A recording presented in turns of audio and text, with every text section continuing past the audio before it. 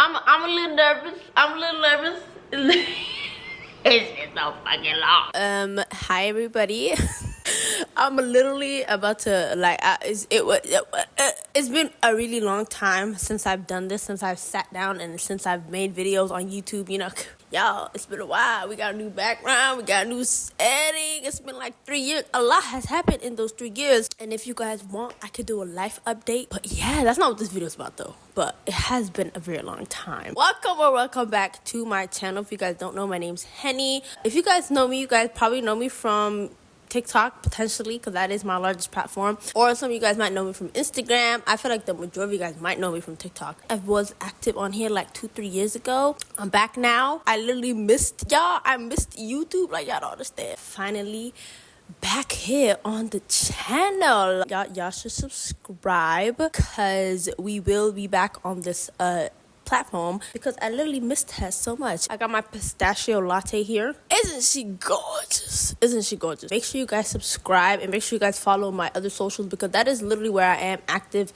If you guys are interested, go follow. Let's get into today's topic. I decided to share with you guys my 2025 ins and outs. I just felt like it was fitting as my first video back, because it's a new year. I have new approaches with the type of content that I want to make, and this fits within that category. So I was like, why not make content that is going to benefit you guys as well? You know what I mean? Let's get into my 2025 ins and outs. Let's get right into it. I think I'm going to start with my outs before I go into my ins. I feel like I'm the kind of person that literally works backwards and that answers like all the questions up ahead. You know what I mean? My first out for 2025 is sticking to our mood instead of the plan. This was, and still kind of is, the epitome of me as a person. Sometimes I just don't feel like doing what I said I was gonna do, you know what I mean? But I'm realizing this is literally just natural human behavior. There's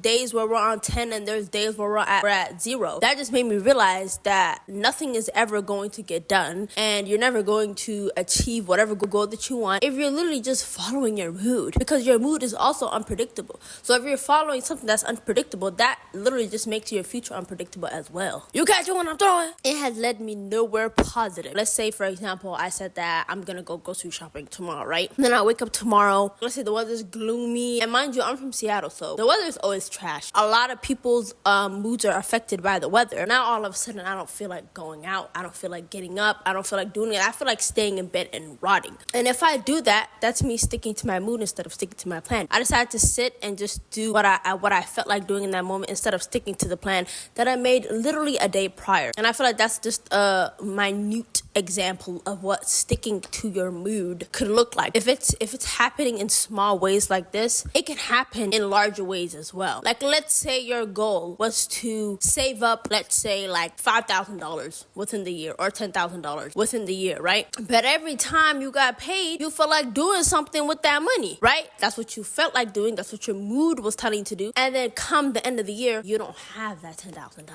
or $5,000 because you decided to stick to your mood. I don't feel like sticking to your mood is going to help you achieve anything. I don't think sticking to your mood is going to help you get to whatever goal that you have. You're not going to become the person that you want to become, achieve the goal that you want to achieve, make the money that you want to make, if you're sticking to unpredictability and you're using unpredictability to guide you. Your plan is predictable, but your mood is not. So let's stick to something that's more predictable. So that is definitely an out for me. That was a lot of talking, so I'm going to take a sip of my drink.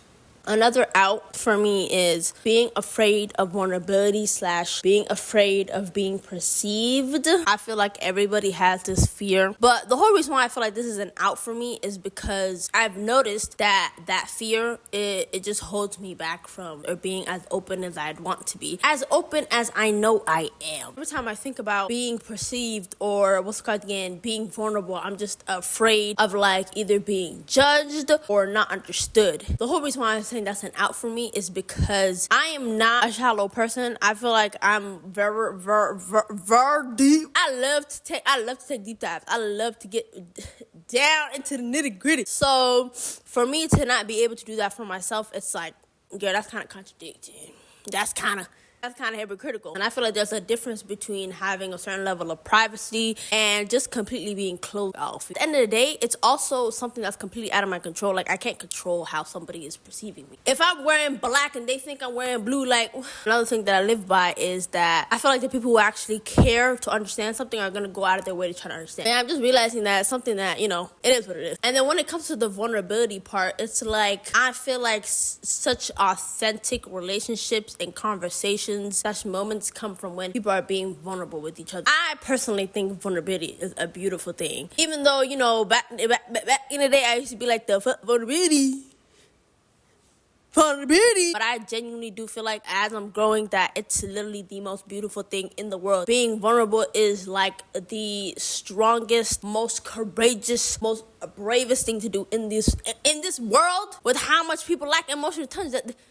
Girl, you're strong as fuck. I'm gonna look at vulnerability and I literally admire it. Because of that, I feel like, why am I holding myself back? If I crave memorable moments, if I crave authentic moments, then it's like, let's create it. But yeah, in case you guys want to know how to make this pistachio cream latte, I posted it on TikTok yesterday, so go ahead and give it a try. This third out for me stems from like a more religious perspective because as you guys can tell, I am a Muslim girly. And this is very important for me, but missing prayers / not praying on time.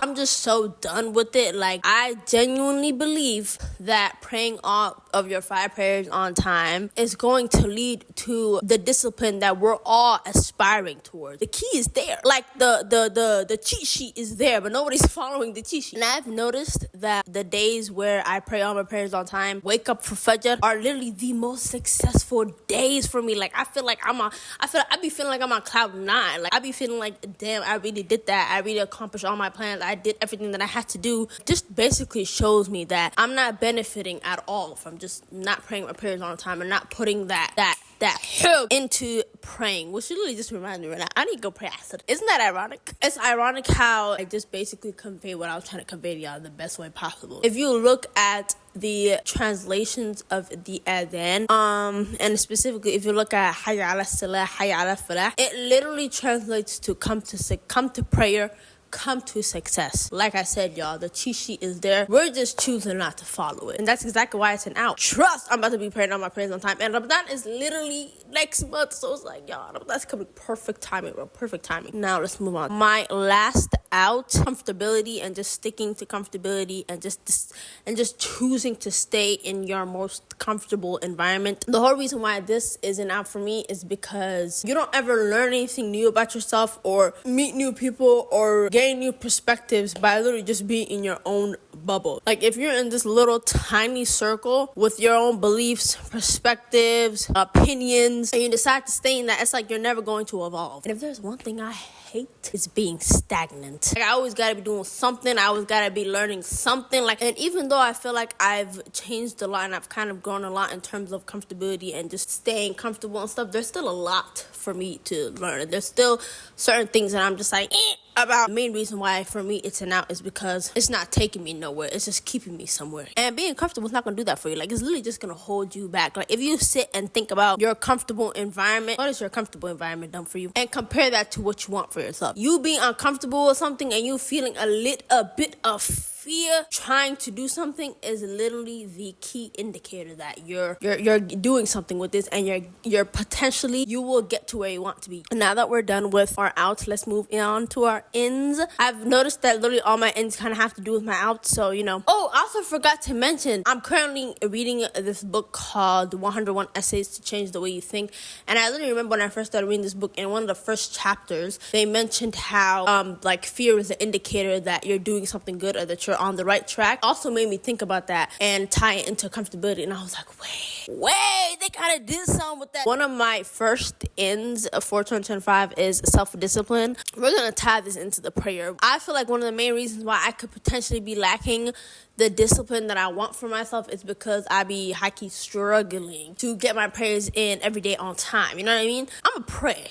You know what I mean? Like, the day will not end without me praying my 5 prayers. And I feel like the fact that you have to make those prayers on time is literally what makes it so that you have discipline. You can't rely on just motivation to do something. Like, you literally need to have a certain level of discipline. And that could just tie into anything else that has to do with your life. Like, if we put prayer to the side, for example, if you have discipline, it's going to be so much more easier for you to wake up in the morning, go to the gym, go on your walk, stick to your routine, achieve your goals. There's so much more to discipline. And it's like, not having that ain't going to do nothing for you. And that's exactly what I'm trying to achieve. And inshallah, I will. So another one of my ends for 2025 is seeking more knowledge. I literally feel like ever since I paused going to college, which I plan to go back to soon, inshallah, the way I go about learning new things on a day-to-day basis is not the same. And I definitely feel like with me going to school, there was so much more emphasis on learning new things. One thing about me, I want to know everything. I literally want to know the inner workings of everything that has to do with this earth. That is something that I want to do more of in 2025, whether it be going back to school, which is something I plan to do, reading more books. Another one of my ends is intentional days / productive days. I feel like there's literally so much luxury in having a slow morning or having intentional days or just having time to just soak everything in. Having more intentional days and having more productive days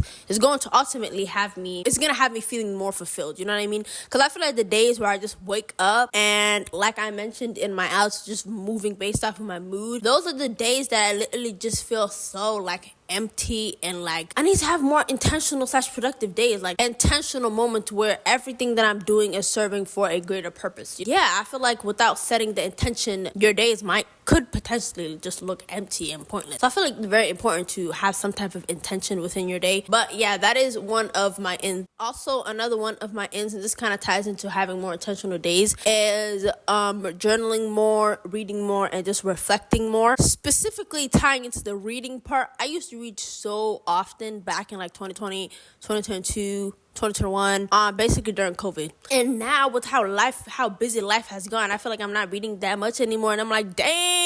This ties into why I feel like I need to have more intentional days, because it's like if I want to complete something, I need to set that intention. You know what I mean?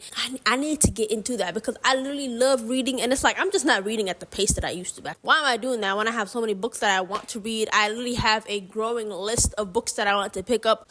And I still have a bunch of books that I own that I haven't read. It's like, girl, you need to get it together. Like, this is also going to tie into my last in for 2025, which is pouring into myself and just basically completing all these things like reading, journaling, reflecting, having more intentional days. Like, all of these things just fill my cup up. With an empty cup, you can't function in this world. And if you try to function in this world with an empty cup, somebody is going to get hurt. Somebody is going to get stung. Somebody is going to step on a piece of glass. But yeah, I feel like pouring into yourself is something that I want to do more of 2025, because it's like, even though I kind of do it, I don't do it at the degree that I would like to do it. You know what I mean? And that's exactly why I want to have intentional days, and that all ties into me pouring into myself and just feeling more alive. Yeah, that's exactly why it's one of my ends for 2025. And I hope that you guys are also able to do the same thing for yourself, where you guys realize whatever it is that you want to achieve in this world, aspire to be in this world, and what could potentially help you reach that goal. And when you think about those things, just sit down and write down all the things that you feel like you need to do in order to get to that feeling or get to those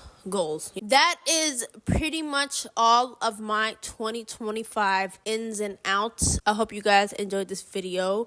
I hope you guys were able to pick something up or learn something from this video. And I also hope that you guys all achieve whatever it is that you guys want to achieve this year and all the years to come. And if you guys feel like you guys are in a funk, and I really hope that this video was able to, somehow help you guys feel like you guys are getting out of that funk. Thank you guys for watching. If you guys made it to the end of the video, thank y'all so much. Make sure you guys subscribe, because there is so many more videos to come. I literally have so many plans, so many ideas. Stay tuned for that, because I'm literally so excited. Also, Ramadan is literally around the corner. I also plan to make Ramadan weekly vlogs. This is gonna be a fun time. There's travel vlogs. Yeah, I'm just excited. I'm just excited to be back on YouTube, y'all. So make sure you guys subscribe, and make sure you guys follow my socials for more day-to-day updates and more day-to-day stuff. Like, that's all I have to say, guys.